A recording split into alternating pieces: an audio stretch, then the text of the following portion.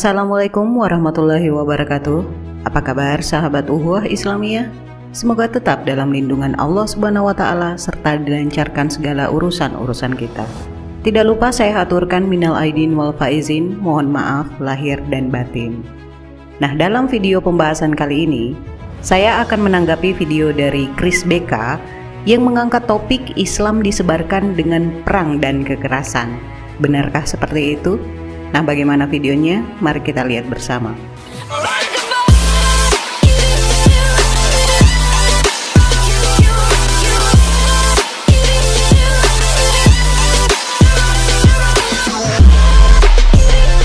Selama ini, Muslim mengatakan bahwa agama Kristen masuk ke Indonesia dengan cara penjajahan. Dan hal ini, mereka anggap bahwa penyebaran Kristen adalah dengan cara kekerasan atau dengan cara perang. Di sini yang Muslim tidak ketahui adalah bahwa tidak ada perintah di dalam Alkitab Yesus memerintahkan untuk menyebarkan kekristenan dengan cara kekerasan ataupun dengan cara perang. Tetapi berbeda dengan Islam. Di dalam Al-Quran, jelas sekali ayat atau perintah yang sangat jelas untuk mengislamkan orang-orang kafir, yakni perintah untuk mengislamkan orang-orang yang tidak beriman kepada Allah dengan cara apapun, termasuk dengan cara kekerasan bahkan dengan cara peperangan. Adapun bukti perintah yang memerintahkan untuk mengislamkan orang-orang kafir dapat kita lihat dalam banyak ayat di Al-Quran. Salah satunya adalah dalam surah 9 ayat 29 yang berbunyi, "Perangilah orang-orang yang tidak beriman kepada Allah dan mereka yang tidak beragama dengan agama yang benar, yakni agama Allah." Selanjutnya, di dalam hadis Sahih Al-Bukhari dan hadis Sahih Muslim, Rasulullah berkata, "Aku telah diperintahkan untuk berperang melawan orang-orang sampai mereka bersaksi tiada Tuhan selain Allah dan Muhammad adalah utusannya." Seperti yang kita ketahui bahwa Muhammad adalah teladan yang baik bagi umat Islam, sehingga hal ini merupakan lampu hijau bagi para jihadis untuk melancarkan aksinya. Dan Muslim pun akan ngeles mati-matian menyangkal dalil ini, bahwa dalil ini adalah dalil pada saat perang saja. Dalam videonya, Chris BK membawa dalil ayat Al-Quran At-Taubah ayat 29 yang berbunyi, "Perangilah orang-orang yang tidak beriman kepada Allah dan tidak pula kepada hari kemudian, dan mereka tidak mengharamkan apa yang diharamkan oleh Allah dan Rasul-Nya, dan tidak beragama dengan agama yang benar atau agama Allah, yaitu orang-orang yang diberikan Alkitab kepada mereka, sampai mereka membayar jizyah dengan patuh sedang mereka dalam keadaan tunduk."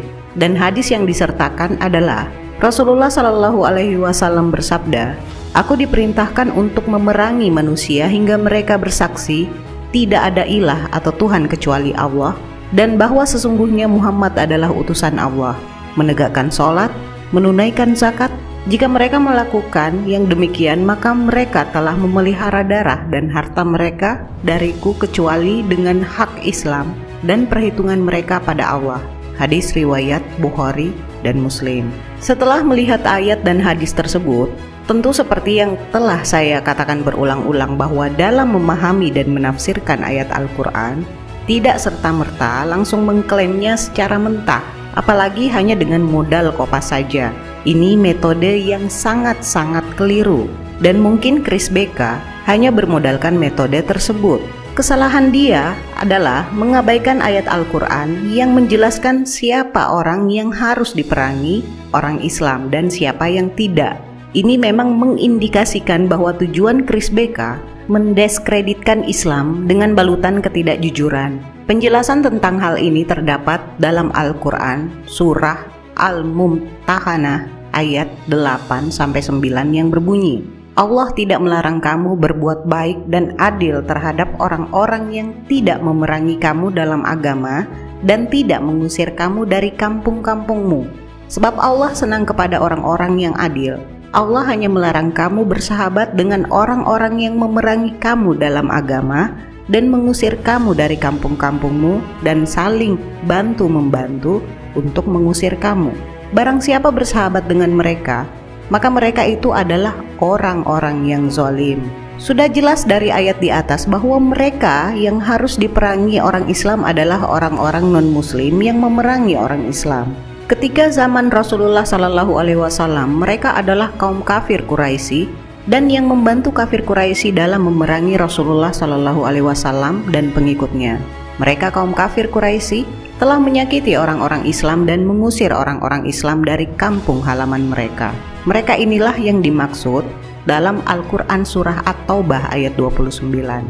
Sedangkan Al-Quran surah Al-Mumtahanah ayat 8 dan 9 dengan jelas mengatakan bahwa kita harus berbuat baik dan berlaku adil kepada orang non-muslim yang tidak memerangi umat Islam dalam agamanya. Sedangkan permasalahan jizyah dalam ayat itu tidaklah bersifat buruk. Jelas sekali Chris BK tidak mengerti pemerintahan Islam dan aturannya. Dalam pemerintahan Islam zaman Rasulullah SAW tidak ada itu yang namanya pajak. Oleh karena itu mereka orang non-Islam yang bernaung di bawah pemerintahan Islam harus membayar jizyah sebagai balas jasa perlindungan yang diberikan pemerintah Islam. Setelah mereka membayar jizyah, maka orang non-Islam berhak diperlakukan dengan adil sama seperti orang muslim lainnya. Mereka orang non-Islam yang membayar jizyah akan mendapat perlindungan dari pemerintah Islam terhadap harta dan nyawa mereka. Orang muslim memang tidak membayar jizyah, tetapi mereka yang muslim diwajibkan membayar zakat demi kepentingan masyarakat Islam. Sudah jelas orang non-muslim tidak diwajibkan membayar zakat.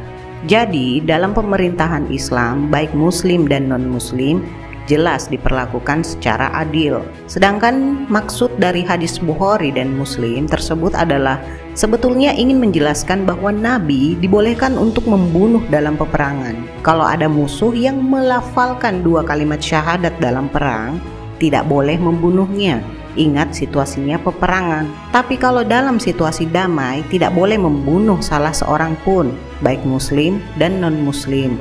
Karena dalam surat Al-Maidah ayat 32 ditegaskan, siapa yang membunuh satu orang, maka dia seakan-akan telah membunuh semua orang. Hadis ini seringkali dipahami oleh sebagian umat Islam ataupun non-muslim. Muslim yang radikal memahami hadis ini sebagai perintah untuk memerangi dan membunuh orang yang tidak mau memeluk agama Islam. Sementara sebagian non-muslim memahami hadis ini sebagai bukti Islam agama kekerasan dan dakwah Islam disebarkan melalui peperangan. Jadi jelas ya, memahami ayat Al-Quran dan hadis, jangan memakai jurus metode seruduk badak. Lanjut lagi. Benarkah proses Islamisasi Nusantara berjalan damai? Bila melihat proses Islamisasi di Jawa dalam menyebarkan Islam, para ulama awal seperti Wali Songo mengedepankan cara-cara seperti pendidikan dan seni budaya dalam menyebarkan ajaran Islam. Namun, masuknya Islam ke dalam lingkungan istana membuat proses Islamisasi menjadi lebih mudah. Hal ini menyebabkan dakwah Islam mendapat perlindungan dari petinggi istana. Sementara itu, pengislaman pada bangsawan lebih banyak dilakukan melalui proses perkawinan antara anggota bangsawan. Dengan terislamkannya para bangsawan dan keluarga istana, maka hal penting yang tak dapat dihindarkan adalah pendirian sebuah negara yang berdasarkan Islam. Pendirian kerajaan Islam seyogyanya dapat berjalan damai. Namun dalam kasus pendirian Kesultanan Demak, perang saudara merupakan jalan yang ditempuh. Setelah berdirinya Kesultanan Demak yang bercorak Islam, proses Islamisasi pun mulai mengalami perkembangan pesat. Bisa dikatakan dengan berdirinya Kesultanan Demak, proses Islamisasi daerah lain di Nusantara menjadi lebih mudah. Pada umumnya, Islamisasi dianggap sebagai suatu proses damai karena tidak ada satupun bukti mengenai ekspedisi-ekspedisi militer asing yang memaksakan agama ini melalui penaklukan ataupun peperangan. Akan tetapi, segera setelah sebuah kerajaan Islam berdiri di Indonesia, agama Islam juga terbukti disebarkan ke kawasan-kawasan lain melalui peperangan. Ketika Chris BK membawa sejarah masuknya Islam di Indonesia, khususnya di Pulau Jawa ini, saya rasa dia hanya sekedar membaca sejarah saja ya. Karena memang terbukti, proses masuknya Islam di tanah Jawa dan penyebarannya itu secara damai, yakni melalui perdagangan, pendidikan, pernikahan, kesenian, politik, dan tasawuf. Penyebaran Islam di Jawa ini dilakukan oleh Wali Songo atau 9 wali. Dengan pendekatan dan peran yang dilakukan Wali Songo, akhirnya Islam masuk dalam kerajaan Demak tanpa paksaan, apalagi peperangan. Beruntungnya kerajaan Demak karena adanya perebutan kekuasaan di antara anggota intern keluarga kerajaan. Pengganti Sultan Trenggono adalah Pangeran Sedo Lepen atau saudara dari Sultan Trenggono. Ia dibunuh oleh anak dari Sultan Trenggono, yaitu Pangeran Prawoto. Perebutan tahta terus berlanjut dan berkembang menjadi perang saudara. Putra dari Pangeran Sedolepen yang bernama Aryo Panangsang membunuh Pangeran Prawoto dan mengambil alih kekuasaan. Kemudian Joko Tingkir atau Hadiwijaya yang saat itu menjabat Adipati Pajang dan Ki Ageng Pemanahan dan Ki Penjawi, Aryo Penangsang berhasil dikalahkan dan dibunuh oleh anak angkat Joko Tingkir yang bernama Sutawijaya. Setelah itu tahta kerajaan Demak jatuh ke tangan Joko Tingkir pada tahun 1568 Masehi. Ia kemudian memindahkan ibu kota Demak ke Pajang. Dengan ini bisa dibilang jika kerajaan Demak telah berakhir.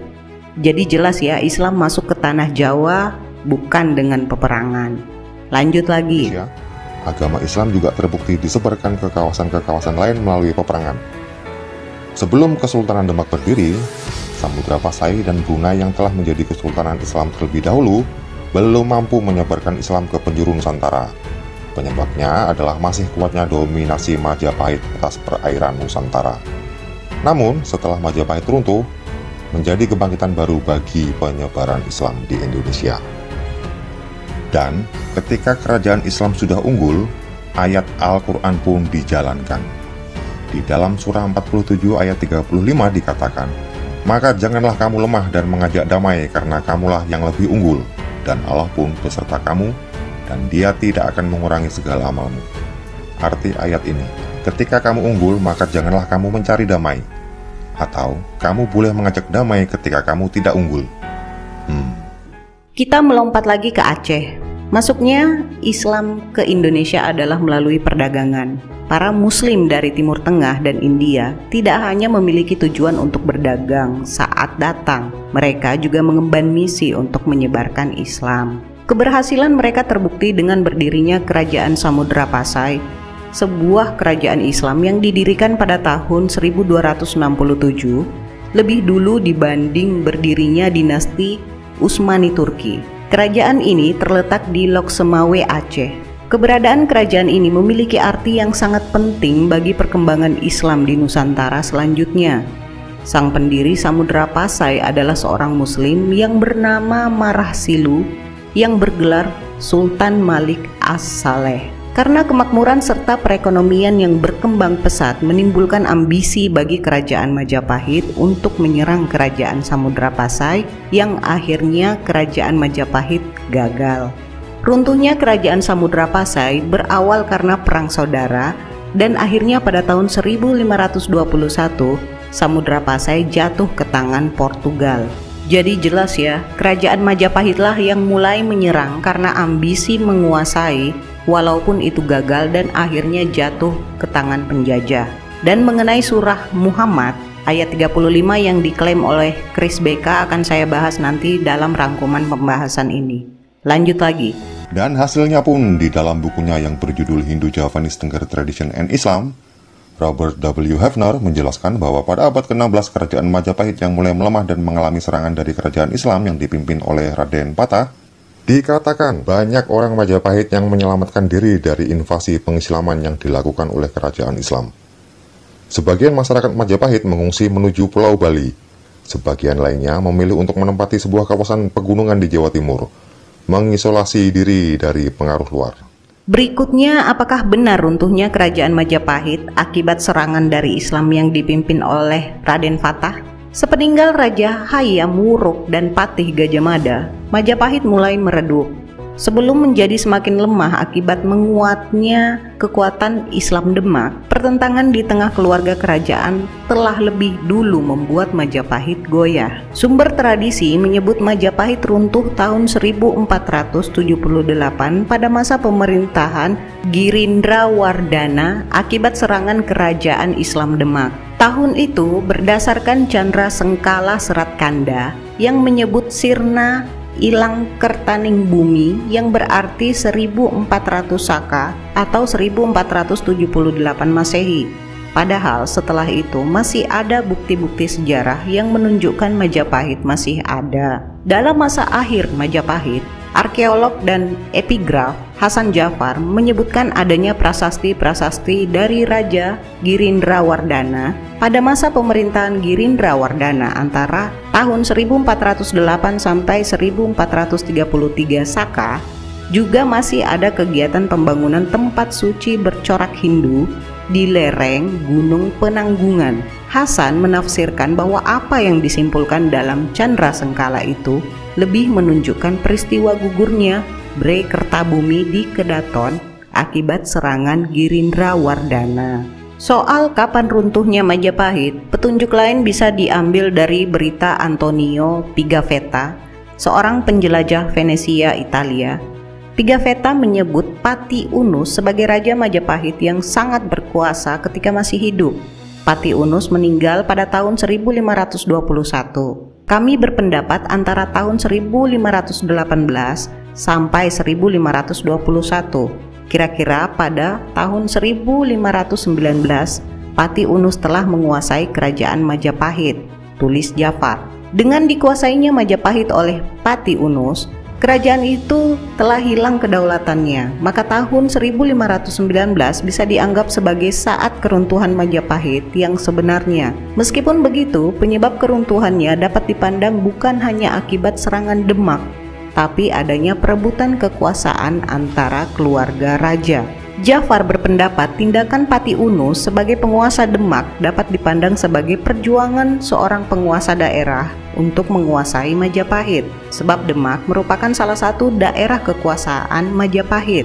Para penguasanya menurut babat tanah Jawa dan Serat Kanda adalah keturunan Raja Majapahit Prabu Brawijaya V.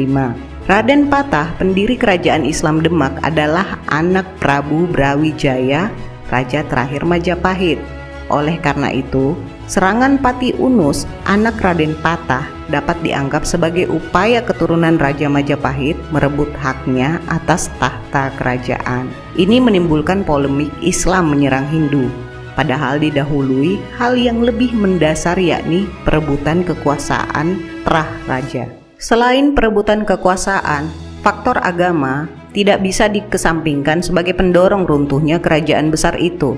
Meski menjadi bagian dari Majapahit, namun Demak telah sepenuhnya menggunakan konstitusi berlandaskan Islam. Hal ini yang juga mendorong Demak untuk berusaha lepas dari pengaruh Majapahit yang kafir yang berusaha membatasi hak-hak umat Islam di Demak. Lanjut lagi.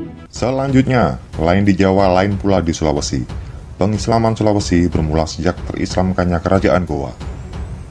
Catatan Leonard Andaya dalam surat Raja Bune Lapatau Paduka Sri Sultan Idris Agim Udin yang memerintah pada tahun 1696 sampai dengan 1714 dan Siradaeng Talile Karaeng Bala Jawa kepada Pemerintah Agung 1697 disebutkan bahwa pengislaman daerah seperti Bone, Sopeng, dan Wajo dilakukan melalui proses perang Islam.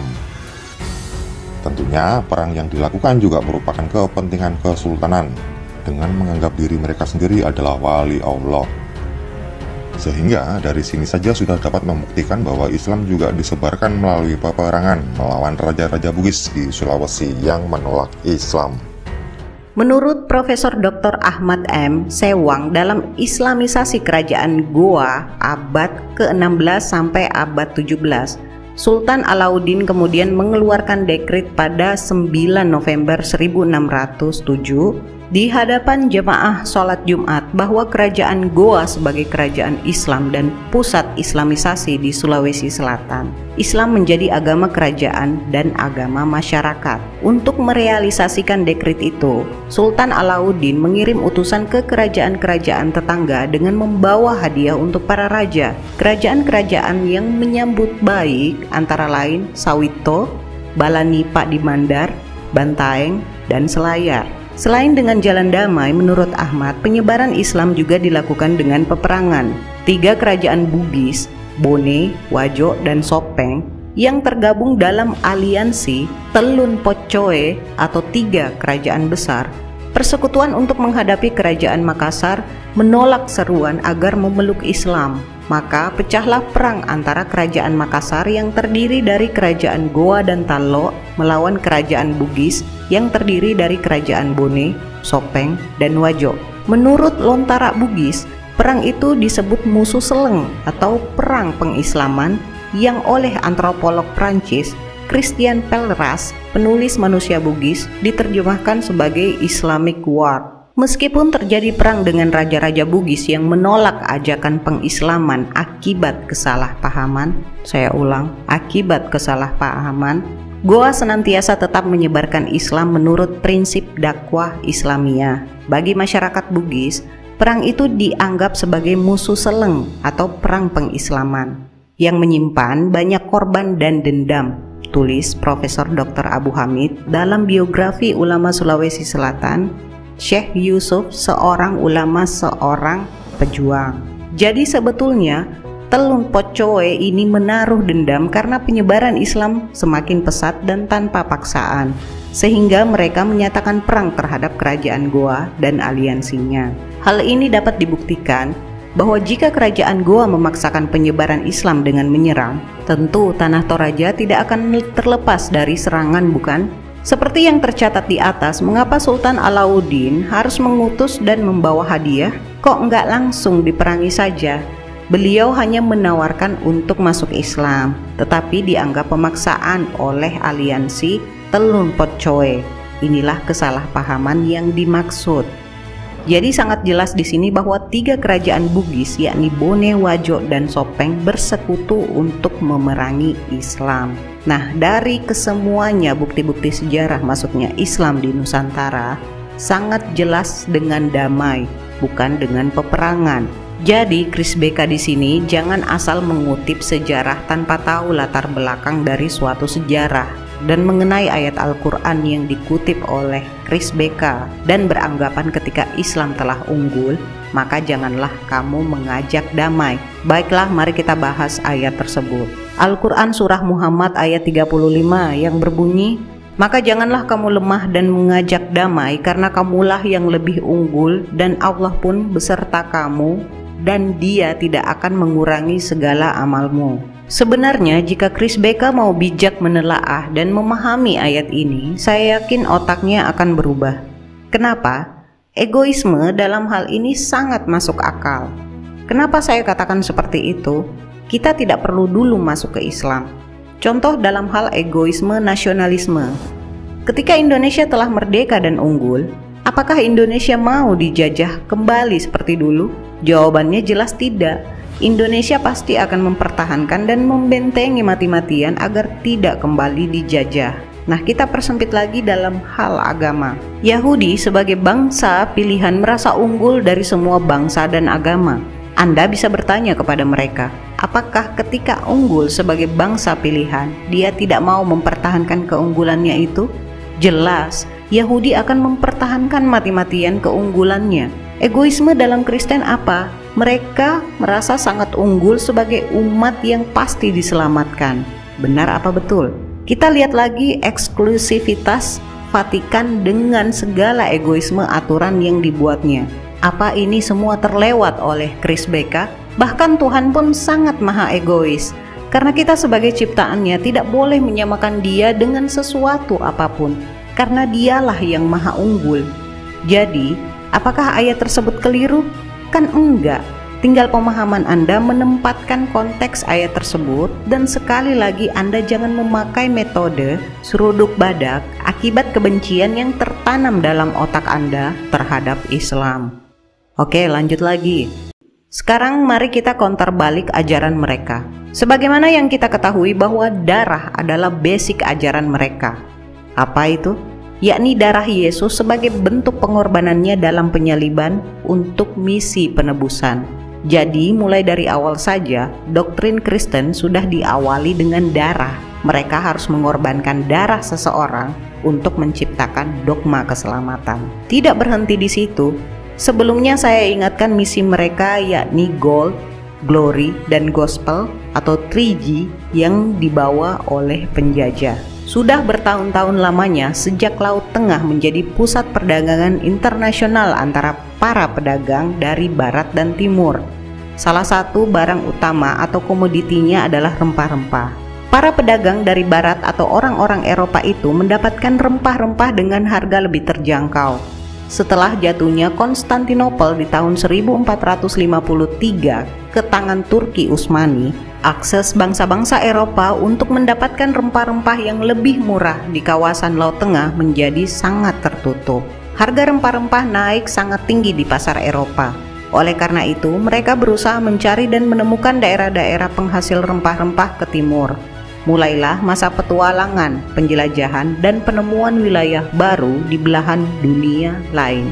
Upaya tersebut mendapat dukungan dan partisipasi dari pemerintah dan para ilmuwan. Portugis dan Spanyol dapat dikatakan sebagai nenek moyang ekspedisi penjelajahan samudra untuk menemukan wilayah baru di timur. Portugis juga sudah menjadi pembuka jalan untuk menemukan Kepulauan Nusantara sebagai daerah penghasil rempah-rempah, kemudian disusul oleh negara Belanda dan Inggris. Tujuannya bukan cuma semata-mata mencari keuntungan melalui perdagangan rempah-rempah, tetapi ada tujuan yang lebih luas. Tujuan mereka terkait dengan gold, yang berarti mencari kekayaan dan keuntungan dengan mencari dan mengumpulkan emas, perak, dan bahan tambang, dan bahan-bahan lain yang berharga. Guinea atau sekarang negara Pantai Gading menjadi tujuan dan rempah-rempah dari timur. Glory artinya kejayaan, superioritas, dan kekuasaan. Mereka saling bersaing dan ingin berkuasa di wilayah baru yang ditemukannya, dan gospel adalah menjalankan tugas suci untuk menyebarkan agama. 3G yang selama ini kita kenal ternyata memiliki peran yang sangat penting dalam kehidupan bangsa barat di masa itu. Dan maaf karena khawatir durasi, maka topik penyebaran agama Kristen di Nusantara saya bahas secara garis besar saja latar belakangnya. Nah, di samping misi 3G atau Gold, Glory, and Gospel, telah tercatat banyak sekali bukti atau fakta kebiadaban Kristen. Di antaranya 24 Juni 1096 di Semlin, Hongaria, ribuan orang dibunuh oleh pasukan salib dalam perjalanan mereka untuk merebut Yerusalem, tidak seperti di kota-kota Kristen lainnya. Sesampainya di Hongaria dan Bulgaria ini, sambutan terhadap pasukan salib sangat dingin, menyebabkan pasukan salib yang sudah kekurangan makanan ini marah dan merampas harta benda penduduk. Penduduk di dua negeri ini tidak tinggal diam. Walaupun sama-sama beragama Kristen, mereka tidak senang dan melakukan pembalasan. Terjadilah pertempuran sengit dan pembunuhan yang mengerikan. Dari 300.000 orang pasukan salib itu hanya 7.000 orang saja yang selamat sampai di semenanjung Tracia di bawah pimpinan sang rahib. Berikutnya pada 9 September 1096 di Nikaya Seri Gordon atau dahulu wilayah Turki, ribuan orang juga dibunuh, dan ketika menaklukkan Antokia di tahun yang sama antara 10.000 sampai 60.000 pria, wanita, dan anak-anak juga dibunuh oleh pasukan salib Kristen. Bahkan agama kalian juga pantas diberi label sebagai agama kanibal, karena pada 11 Desember 1098 di Marra atau Maraat Anuman, setelah membunuh ribuan orang karena kelaparan berkepanjangan, maka mayat musuh yang sudah membusuk dimakan oleh pasukan salib Kristen. Fakta ini dibeberkan oleh Albert Aquensis. Hal ini telah diakui sendiri oleh pasukan salib tersebut dalam surat mereka kepada Paus. Tidak hanya sangat sadis dan keji, ternyata pasukan Kristen pun kanibal, doyan memakan daging manusia. Dan masih banyak lagi yang lainnya. Beberapa fakta sejarah di atas hanyalah sebagian kecil. Dan benarkah dalam Alkitab tidak ada ayat perintah tentang kebiadaban tersebut? Yang pertama, bunuhlah sahabat dan keluargamu yang membujukmu untuk murtad. Ini ada di Ulangan 13 ayat 6-10 yang berbunyi, apabila saudaramu laki-laki, anak ibumu, atau anakmu laki-laki, atau anakmu perempuan, atau istrimu sendiri, atau sahabat karibmu membujuk engkau diam-diam, katanya, mari kita berbakti kepada Allah lain yang tidak dikenal olehmu ataupun oleh nenek moyangmu, salah satu Allah bangsa-bangsa sekelilingmu, baik yang dekat kepadamu maupun yang jauh daripadamu, dari ujung bumi ke ujung bumi. Maka janganlah engkau mengalah kepadanya dan janganlah mendengarkan dia. Janganlah engkau merasa sayang kepadanya, janganlah mengasihani dia, dan janganlah menutupi salahnya. tetapi bunuhlah dia. Pertama-tama tanganmu sendirilah yang bergerak untuk membunuh dia, kemudian seluruh rakyat. Engkau harus melempari dia dengan batu sehingga mati, karena ia telah berikhtiar menyesatkan engkau dari Tuhan Allahmu yang telah membawa engkau keluar dari tanah Mesir, dari rumah perbudakan. Berikutnya, bunuhlah, rampoklah, dan perbudaklah pengikut agama lain. Ini ada di Ulangan 20 ayat 10-16 yang berbunyi, apabila engkau mendekati suatu kota untuk berperang melawannya, maka haruslah engkau menawarkan perdamaian kepadanya. Apabila kota itu menerima tawaran perdamaian itu dan dibukanya pintu gerbang bagimu, maka haruslah semua orang yang terdapat di situ melakukan pekerjaan rodi bagimu dan menjadi hamba kepadamu. Tetapi apabila kota itu tidak mau berdamai dengan engkau, melainkan mengadakan pertempuran melawan engkau, maka haruslah engkau mengepungnya. Dan setelah Tuhan Allahmu menyerahkannya ke dalam tanganmu, maka haruslah engkau membunuh seluruh penduduknya yang laki-laki dengan mata pedang. Hanya perempuan, anak-anak, hewan, dan segala yang ada di kota itu, yakni seluruh jarahan itu, boleh kau rampas bagimu sendiri, dan jarahan yang dari musuhmu ini, yang diberikan kepadamu oleh Tuhan Allahmu, boleh kau pergunakan. Demikianlah harus kau lakukan terhadap segala kota yang sangat jauh letaknya dari tempatmu, yang tidak termasuk kota-kota bangsa-bangsa di sini, tetapi dari kota-kota bangsa-bangsa itu yang diberikan Tuhan Allahmu kepadamu menjadi milik pusakamu. Janganlah kau biarkan hidup apapun yang bernafas. Dan masih banyak lagi ayat-ayat yang lainnya. Jadi kesimpulan dari pembahasan kali ini, agama manakah yang sering menumpahkan darah? Agama manakah yang penuh kebiadaban? Seharusnya lah kita menggunakan akal dan nalar kita sebaik-baiknya. Jika dilihat dari pengikutnya, agama manakah yang benar? Tentu tidak akan ada agama yang benar jika tolak ukurnya dilihat dari pengikutnya. Tetapi lihatlah dari isi kitab sucinya. Nasihat kali ini, kebodohan tidak perlu ditimbang karena pasti gak laku. Saya akhiri pembahasan kali ini, semoga ada hikmah dan pembelajaran yang bisa kita petik. Kurang lebihnya mohon dimaafkan. Akhir kata, Maha benar Allah dengan segala firman-Nya. Allahumma salli ala Sayyidina Muhammad. Wassalamualaikum warahmatullahi wabarakatuh.